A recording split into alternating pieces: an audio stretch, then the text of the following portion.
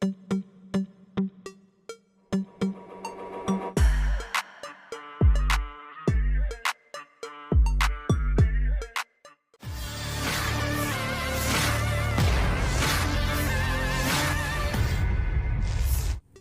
unggahan serangan terbaru diluncurkan pasukan Putin viral di media sosial Telegram pada Rabu 15 Mei 2024.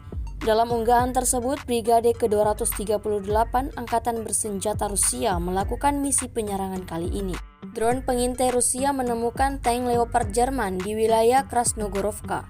Kendaraan lapis baja itu diketahui merupakan milik pasukan Zelensky. Tanpa berlama-lama, operator drone tersebut kemudian melaporkan ke kru penyerang.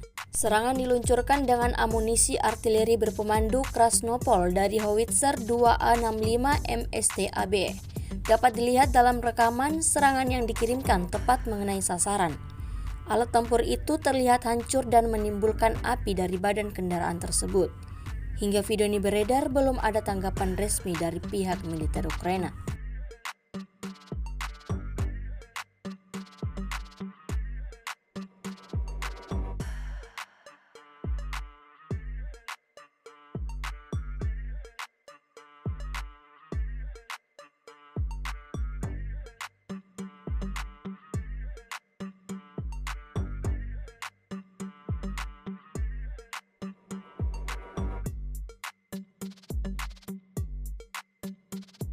Download Tribun X sekarang, menghadirkan lokal menjadi Indonesia.